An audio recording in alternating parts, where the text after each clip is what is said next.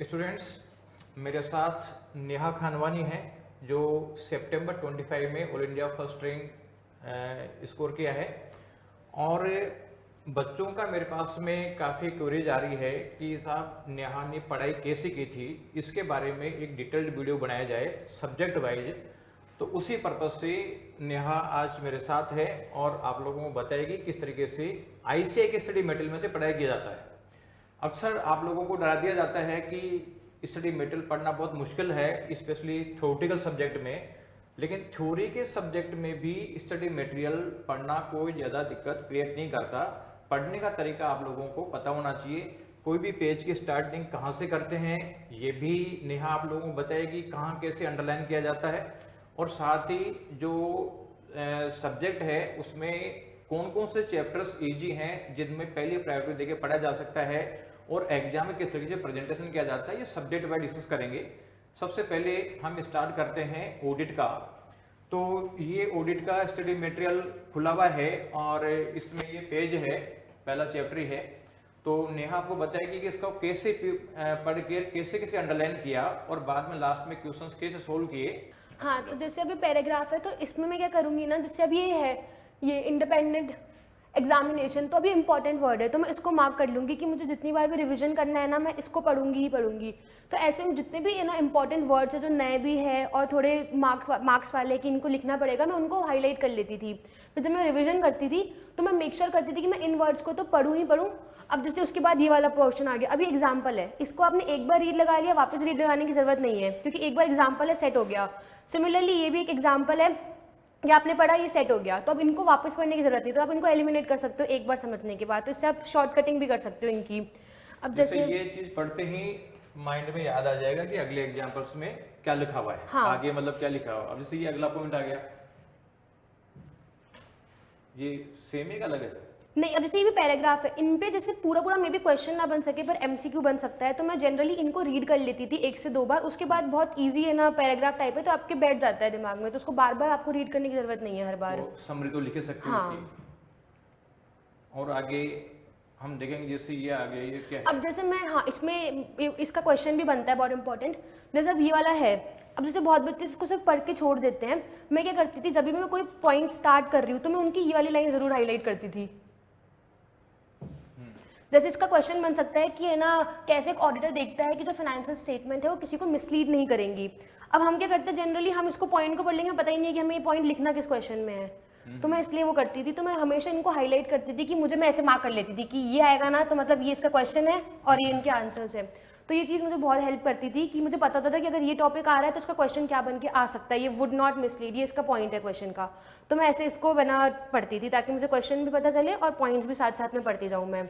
इसमें को अंडरलाइन करते थे कि जैसे ये लाइन पढ़ा इसमें कुछ हाँ। वर्ड्स जैसे, अब जैसे इन पे इनको पढ़ने के लिए मैं थोड़ी ट्रिक्स बनाती थी याद रखने के लिए। जैसे सबसे पहले हम अकाउंट्स बनाते हैं, तो ठीक है ना, तो हमने अकाउंट्स बनाए एंट्रीज के बेसिस पे। अब एंट्रीज ये रहा, तो मैंने मार्क कर ली 2 वर्ड्स, अकाउंट्स और एंट्रीज। अब इससे मैं दूसरा वर्ड लेके आऊंगी कि हमें ये देखनी है कि जो एंट्रीज है ना वो ऑलरेडी क्या है, सपोर्टेड बाय SAE। तब इससे मेरे 2 पॉइंट लिंक हो गए एक दूसरे से। अब एंट्रीज से ही मैं एक और वर्ड निकालूंगी कि कोई भी जो एंट्री है वो हमारी ओमिटेड नहीं हुई है। ये मेरा बन गया तीसरा पॉइंट, क्योंकि ये इन द बुक्स वगैरह ये तो नॉर्मल आपको लिखने हैं, तो ये मेरे बन गए 3 पॉइंट। अब मुझे अकाउंट्स में देखती थी कि अकाउंट्स में हम देते हैं इन्फॉर्मेशन, तो मैं आती थी इन्फॉर्मेशन पे कि इन्फॉर्मेशन जो है वो क्लियर है और एम्बिग्यूअस है, अनएम्बिग्यूअस है वो। फिर मैं आती थी फाइनेंशियल स्टेटमेंट की 2 पॉइंट जो है वो हमारे स्टेटमेंट के बारे में है कि एक तो जो फाइनेंशियल स्टेटमेंट है वो प्रॉपर्ली प्रेजेंट किया हमने, दूसरा जो हमारी स्टेटमेंट है वो ट्रू एंड फेयर की है। तो क्विकली मेरे रिवाइज हो गए, मैं ऐसे रिवाइज करती थी। अकाउंट्स को एंट्रीज के बेसिस पे बनाया, एंट्रीज जो है SAE से सपोर्टेड है, एंट्रीज कोई छूटी नहीं है, इन्फॉर्मेशन सारी है, स्टेटमेंट प्रॉपर्ली प्रेजेंट है और स्टेटमेंट जो है वो ट्रू एंड फेयर है। इससे मेरे पॉइंट याद हो गए सारे। शॉर्ट में तो बच्चों ये है तरीका। हाँ। कि अक्सर हम डर जाते हैं कि यार मॉड्यूल पढ़ना और वो शॉर्ट नोट पढ़ लिया। अगर मान लो किसी ने शॉर्ट नोट बना के अकाउंट से एंट्री कर भी दिया ना, तो इसका ना वो जिसने बनाया उसके माइंड में हो सकता है लेकिन बच्चों के माइंड में तो नहीं रहेगा कम से कम। तो प्रेजेंटेशन कैसे होगा वो लिखने की पोजीशन में नहीं आता। इसलिए आप लोग अगर मॉड्यूल से पढ़ोगे और इस तरीके से अंडरलाइन कर लिए तो इसको समझती है, बाकी चीज तो माइंड में ऑटोमेटिक आ जाती है। और ऑटोमेटिक आ जाती है तो फिर वो उसको करने में कोई ज्यादा दिक्कत नहीं आती है। इसके बाद में जैसे मान लो ये चालू हो गया, ये interdisciplinary nature of the auditing relation with, आप इसको कहाँ से क्या किया? अब जैसे कुछ कुछ टॉपिक जब आप PYQs वगैरह करते हो तो आपको आइडिया लग जाता है कि कुछ कुछ टॉपिक जो है वो जनरली लेस इंपॉर्टेंट भी होते हैं, तो मैं इन टॉपिक को एक बार रीड करके रखती थी, और जैसे जब लास्ट में जब मेरा 1.5 डेज बचा है तो फिर मैं इनको उस समय रिवाइज नहीं करती थी, क्योंकि मुझे पता था कि इनसे इतना कुछ नहीं आएगा, क्योंकि एक बार मैंने रीड किए हुए हैं 2-3 बार, तो मैं इनको स्किप करती थी फिर। तो ऐसे पॉइंट जो कुछ स्किपेबल भी है, जो हाँ। उसमें कोई ज़्यादा पहुंचने की संभावना नहीं है। अब जैसे ये तो बिल्कुल ठीक है, नॉर्मल है। अब ये जैसे क्या है? रिलेशन वाला है, तो रिलेशन में हमें पता ही जनरली ऑडिटिंग और अकाउंटिंग का क्या रिलेशन है, ऑडिटिंग और लॉ का क्या रिलेशन है, तो अगर आपने इसकी एक एक लाइन पढ़ भी ली ना एक बार, तो फिर आप खुद से लिख लो, क्योंकि इसमें इतना इंपॉर्टेंट कोई वर्ड है नहीं कि जो आपको समझना पड़े।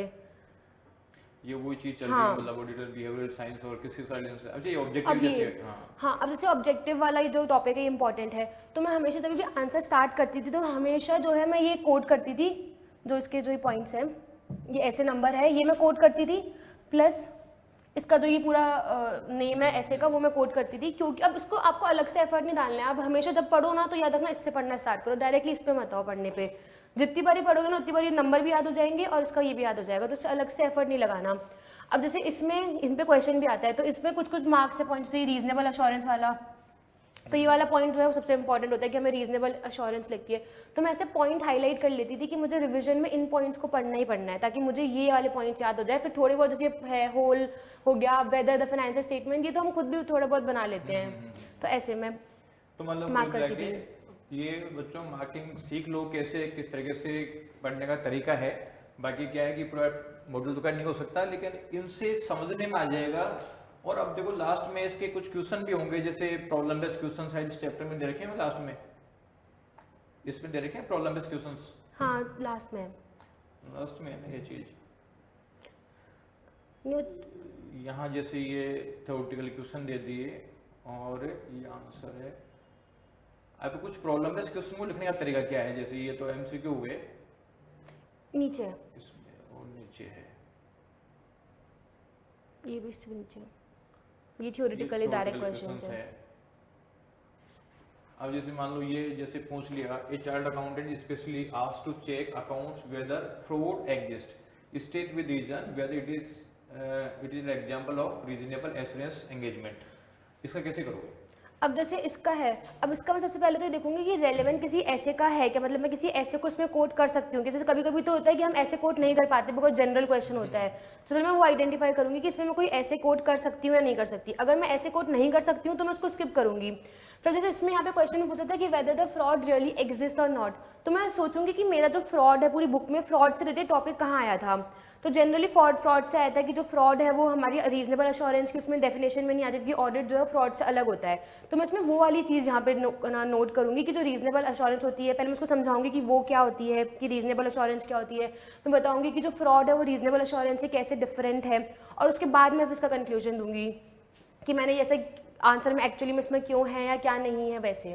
तो इस चीज के इस तरीके के प्रेजेंटेशन हाँ। के लिए एसएम में कुछ क्वेश्चन दे रखे हैं, उसका आप समझ सकते हैं कि किस तरीके से, तो कौन सा तो प्रोविजंस है, इसके बाद में कौन सा कंक्लूजन वाला पार्ट है, और निशान लगाए जा सकते हैं, यहाँ से यहाँ तक प्रोविजन है, यहाँ से यहाँ तक कंक्लूजन है। तो बच्चों आप ये देख सकते हो, और साथ में लेटेस्ट जो है 2-3 अटेम्प्ट के आरटीपी एमटीपी सेस्टेड भी देख सकते हो, उस पर प्रेजेंटेशन और समझ में बैठ जाएगा, ज्यादा पुराना देखना भी गलत है। जैसे अब ऑडिट में तो क्या हुआ है, कोर्स भी चेंज हुआ है ना इस न्यू स्कीम में, तो जो पहले ऑडिट के क्वेश्चन थे वो थोड़े डायरेक्ट क्वेश्चन थे, अब इन्होंने ऑडिट के जो क्वेश्चन थे उनको और ज्यादा है ना वो कर दिया है, थोड़ा ना सिनेरियो बेस बना दिया है। तो इसके लिए अगर आप रिसेंट के अगर देखोगे ना एमटीपीस वगैरह, तो उससे बहुत हेल्प मिलती है कि कैसे है ना क्वेश्चन बनते हैं। बिल्कुल सही है, तो उससे क्या है प्रेजेंटेशन का सीखने में आ जाएगा। तो यानी मॉड्यूल को पढ़ के और 1-2 अटेम्प्ट की आरटीपी एमटीपी कर लो, क्योंकि कोर्स चेंज हुआ उसके बाद के लेने पहले में तो मीटर भी चेंज है, बहुत सारा चीजें अंदर से कंटेंट भी चेंज कर दिया। तो इस तरीके से आप ऑडिट की स्टडी कर सकते हो चैप्टर वाइज। अब दूसरा अपने को देखना है कि ऑडिट में जो डिफरेंट चैप्टर्स हैं, तो उस चैप्टर का जो सिलेबस है ये मैं खोल देता हूँ। अब इसमें बताओ कौन सा चैप्टर जो है प्रायोरिटी वाइज देखें तो कौन सा चैप्टर सबसे इजी है जो बच्चों को पहले पढ़ना चाहिए, कौन सा चैप्टर उसके बाद पढ़ना चाहिए, तो उसमें क्या लग रहा है, जैसे ये पूरी इंडेक्स है तुम्हारी पड़ी हुई है, तो कौन सा सबसे अच्छा लगा तुम्हारे को चैप्टर नंबर बताओ। जैसे मैं जब स्टार्ट करती तो मैं इजी टू हार्ड की तरफ जाती थी, क्योंकि मैंने पहले हार्ड उठा लिया तो मैं इजी तक तो पहुंच ही नहीं पाऊंगी। इसलिए चैप्टर फर्स्ट है वो बुक काफ़ी इजी है और काफ़ी मतलब अच्छा चैप्टर भी है, इजीली हो जाता है। चैप्टर 2 बहुत छोटा चैप्टर भी, दोनों चैप्टर बहुत छोटे और इनसे क्वेश्चन आते ही आते हैं। तो पहला सबसे पहले ये पढ़ा, इसके बाद ये पढ़ा, हाँ। ये पढ़ा, हाँ। इसके बाद फिर अब में जैसे थर्ड चैप्टर है, थर्ड चैप्टर कंपैरेटिवली थोड़ा लेंदी है, तो मैंने थर्ड चैप्टर को फिर थोड़ा बाद में कर दी, क्योंकि थर्ड चैप्टर की जो लैंग्वेज है वो भी थोड़ी बीच में है ना, इसमें टेक्नोलॉजी, हाँ इन्फॉर्मेशन वाला आईटी वाला भी आ जाता है पोर्शन, और कंट्रोल का भी थोड़ा बड़ा है इसमें, तो उसको मैं थोड़ा बाद में ये करती थी। मतलब कुछ चीजें हो सकता है और बाकी चैप्टर होने के हाँ। बाद थोड़ा इजी हो जाता हो, ये भी हो सकता है ना। अच्छा इसके अब बाद ऑडिट एविडेंसेस लेंदी बहुत है, पर लेकिन है ना ये चैप्टर काफी इजी है, क्योंकि इसमें बहुत सारे ऐसे और इंटरेस्टिंग है ये चैप्टर, तो मैं इसको हमेशा जनरली 5th नंबर पे उठाती थी। 5th नंबर पे उठा हाँ। देती है, तो ये ऑडिट एविडेंस 5th नंबर पे, और ये थर्ड वाला ये मैं ऑडिट एविडेंस के बाद उठाती थी। यानी 6ठे नंबर पे। हाँ। अच्छा, और ये देखो बहुत डिटेल दे रखी है।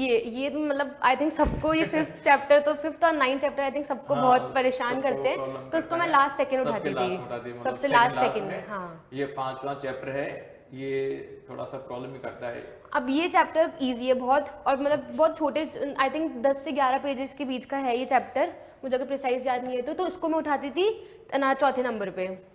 चौथे नंबर पे है। हाँ, ये चैप्टर भी मतलब मुझे इतना पसंद नहीं आता था ये, क्योंकि इसकी भी मतलब ये चैप्टर थोड़ा जेनरिक वे में भी जाते थे, तो इसमें जैसे ना एक ऐसे की सीरीज चलती है, तो इसको भी मैं जैसे ना मैंने 4th चैप्टर किया, उसके बाद 3rd किया, उसके बाद मैं 7th पे आती थी। 7th नंबर पे है, तो उसका तो 7वां नंबर है, वैसे भी 7th पे आ गया ये ऑडिट रिपोर्ट को उसके 7th के बाद। 7th के बाद है। हाँ। तो ये कैसा चैप्टर है? ये चैप्टर भी मैं इसमें कहूंगी कि जैसे जो ऑडिट स्टार्टिंग का जो पोर्शन है थोड़ा 3-4 पेजेस का, उसमें वो इंपॉर्टेंट है, उसके बाद एक ऑडिट रिपोर्ट का पूरा कंटेंट वाला पोर्शन चलता है, तो वो मैंने जितने भी देखे हैं क्वेश्चंस उसमें वो उतना इंपॉर्टेंट मुझे नहीं लगा था, और वो बहुत लेंदी भी था, याद करने में भी डिफिकल्ट था, क्योंकि बहुत सारा पोर्शन एक्स्ट्रा भी था, तो उसको मैं फिर स्किप करती थी। अगर टाइम मिलता था तो वापस पढ़ती थी, नहीं तो फिर मैं 2-3 बार पढ़ के मैंने छोड़ दिया था। अच्छा, तो ये तो वैसे छोटा का था कि आएगा हाँ। तो ठीक है। ये नहीं, इसमें तो ऑडिट रिपोर्ट वाला पोर्शन है, उसके बाद जो उसके ऐसे चालू हुए थे ना, जैसे 705, 706, ये इजी है, तो फिर मैं इनको पहले कर लेती थी। अच्छा, ये 9 ये नंबर सबसे भी लास्ट। सबसे लास्ट में है। ये मुझे सबसे बेकार सबसे लगता था बेकार चैप्टर। लगता है ये। Audit of banks.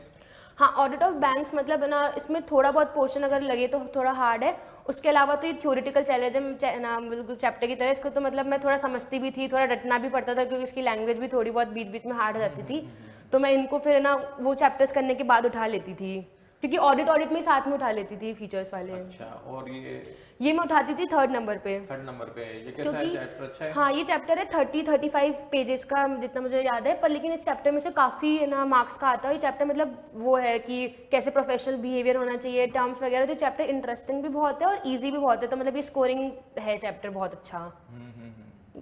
बस। और ये चैप्टर खत्म, तो ये सब्जेक्ट हो गया ऑडिट खत्म। तो देखो अभी बताओ, ऑडिट का एसएम से पढ़ने में हो सकता है कि शुरू में थोड़ा दिक्कत आए, हाँ। लेकिन नोट्स पढ़ लिया और पता चले कि मार्क्स नहीं आए तो फिर तो कोई मतलब ही नहीं है। तो स्टूडेंट्स आप लोग सब जो है ना, ये नोट्स से बचो और मॉड्यूल की तरफ लौटो। ये आप लोगों को क्या कि ब्रेन वॉश हो गया कि मॉड्यूल पढ़ नहीं सकते, अदरवाइज मॉड्यूल ही पढ़ना है, मॉड्यूल पढ़ने से ही रिजल्ट आता है।